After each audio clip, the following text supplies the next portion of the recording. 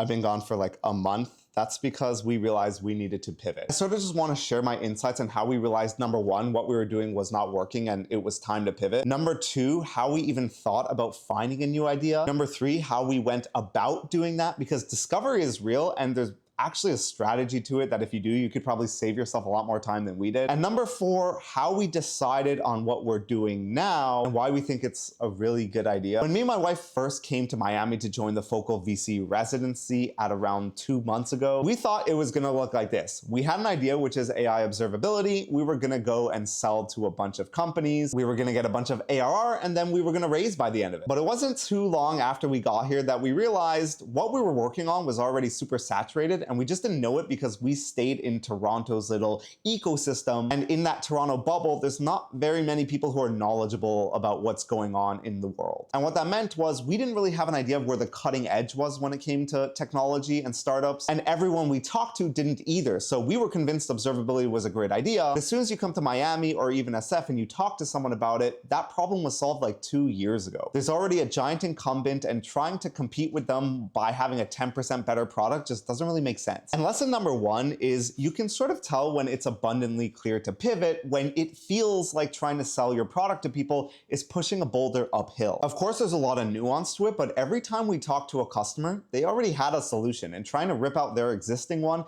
into ours was like trying to push that boulder uphill because they just sort of didn't want to do it. Sales cycle would get super long just because it wasn't a priority for them. And we have faced this problem in the past, but it was different this time. They didn't want to switch because it wasn't a problem. They just didn't want to switch because it wasn't a priority to use us instead of anyone else. Especially right now in the world of dev tools, if you're building something that's marginally better than your competitor or solves one little use case, there used to be a bit of an advantage for you because companies would prefer to buy than build because they would rather spend that building time on what's useful for their business and what their main focus is. But nowadays, it's so easy to just vibe code custom solutions to what people need that, especially for dev tools, it's really hard to get adoption if you're not solving a brand new novel problem in a new way. And once we figured that out, we knew we had to pivot, and the thing we wanted to pivot to was something that we didn't have to compete from behind anymore. We wanted to be on the cutting edge of something and build for the future. We started off with building things we wish existed. I launched something called OpenUI, which was a way to manage all your like Claude Code sessions. But then I quickly realized there were already competitors waiting for that big boom moment where everyone would start using a bunch of Claude Code terminals. Competitors like Conductor.build that actually came up with this and solved this problem a year ago and just didn't have their moment yet. And of course, the tipping moment happened. Now almost every developer I know is using Conductor.build, and they did it way better than us. And again, I don't want to compete from behind.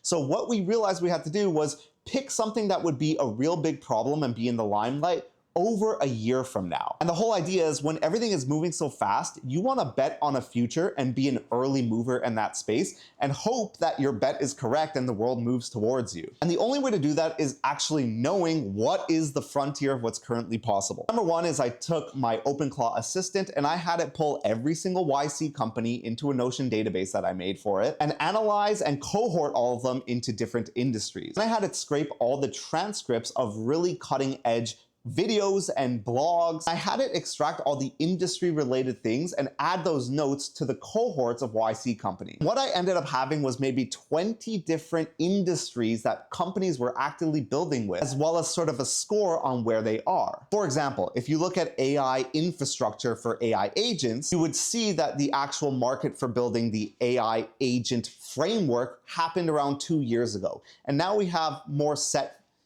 And it's sort of late to compete in that area. Like right now you have Mastra, you have Crew AI, you have Agno. There's a lot of players that are already established. However, in AI infrastructure, there are other things that are lacking that people are accounting for right now. Things like memory, things like building emails, like agent mail. These are things that if you came up with a year ago would start budding right now. And then there's also the things that would be useful in 1 year from now that people aren't really thinking of. And that's where we wanted to focus. So after analyzing around 20 different industries to see what is already done, what is here right now, and what will be here in the future, I did the next best thing, which was I booked a plane ticket to SF and I spent around 2 weeks there going to every event I could, every hackathon I could. I was a judge at Stanford's hackathon. I was actually a judge at the Y Combinator browser use hackathon. And being there and judging all these students and builders projects really showed me what was possible with the technology. A lot of the times they weren't building things that would be useful for the future, but they were using current technology in really novel multiple ways to solve current problems. And that gave me a whole big perspective shift, because the things they were building in like a 24-hour or a 36-hour time frame were things that companies would usually spend like months building before launching. And I realized it's not enough just to be super early to the market, but you have to build and launch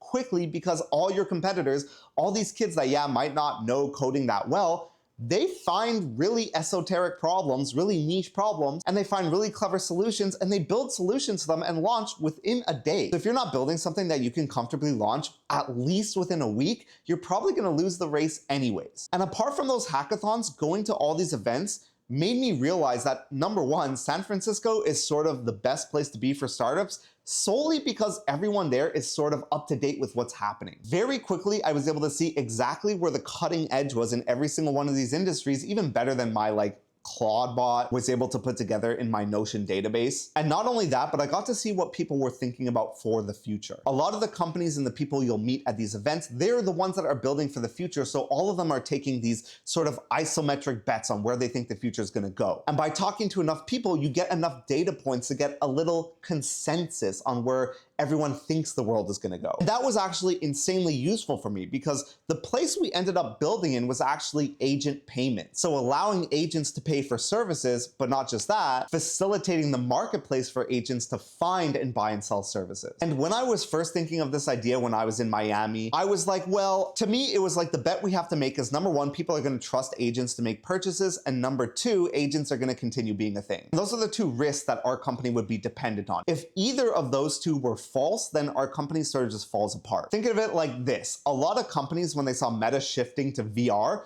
created a whole bunch of architecture, infrastructure, apps on VR, but the underlying bet they were all making was that VR would catch on for the average consumer, and it sort of never did. So if you're trying to build for the cutting edge, you're inherently making a bet on what you think the future is going to look like. That's very different than where we were before, which was looking at problems people already had and already had solutions for and building for that. And like I said, the problem with that is you'll always be competing in a red ocean and playing from behind on the people that took the bet that that was going to be a problem way before it actually was. So by going to SF, not only did I validate that people are already willing to let agents pay for things, people were already investing heavily into agents, but there were already so many startups working on that space. I would have never understood that if I didn't just go to SF and talk to all these people. And that's when I was like, okay, the next natural step is people are going to be building agent infrastructure for payments, virtual credit cards for your agents, places to set budgets for your agent. All of that is what is happening now and people are solving for now. And the key insight was, what are people going to be doing in 6 months from now that nobody's working on? And again, that insight was the marketplace aspect, which is why we started nightmarket.ai, which is essentially a place for agents to buy and sell services. And right now it's really hard to find actual users for it, because only the early adopters are even using their OpenClaw AI agents, for example, for that use case. But if you look at Agent Mail, which is a company that just raised $6 million, their whole thesis is that AI agents will need inboxes and emails. And they started building this a year ago when people thought having an AI inbox for your agent was kind of crazy and there was no use case. But then as soon as OpenClaw took off, it sort of just made sense and it clicked, and now it's the obvious play, but they're ahead of the game and they're the de facto standard because they bet on that happening early. We realized we needed to pivot to something more cutting edge to compete in a blue ocean. Found where the current cutting edge of technology was by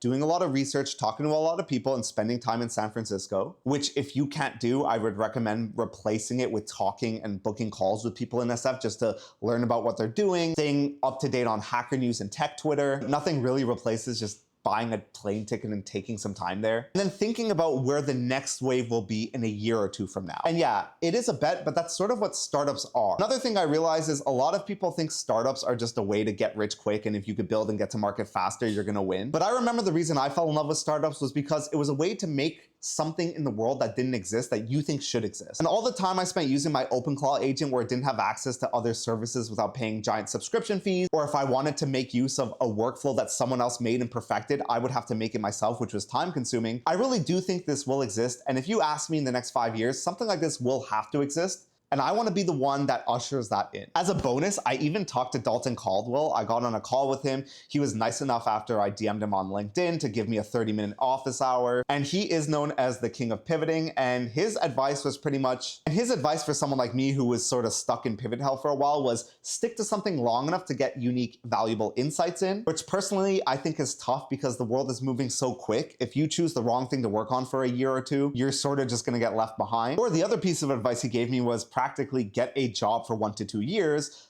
at a company, a startup that's doing something on the cutting edge. So maybe like a Series A company that's really far ahead that you could learn from in a problem space that you're interested in, or somewhere like a lab where you can get so much insider information that by the time you want to start a company in a year or two, not only will it be super easy to raise because you have all the credibility from working there, but you'll have so much insider insights that you will know exactly what to work on, and finding that perfect problem will not be an issue. Anyways, this is a very different style of video than what I'm used to posting on this channel. Usually I just have you follow along with what we're doing. But honestly, the last month has been so crazy, been getting on flights back and forth nonstop, and I really just wanted to share and solidify all this knowledge for you guys and myself. And if you guys like this style of video a lot more, where I'm sort of just sharing insights that I learned while doing things, I'm happy to make more styles like this. It's just easier because I don't have to remember to film myself every now and then stitch together a giant video and sort through all the footage, especially when I'm super busy trying to start a startup and maintain my other social media platforms. So let me know if you guys have any questions or what you guys think, and I'll see you guys in the next video.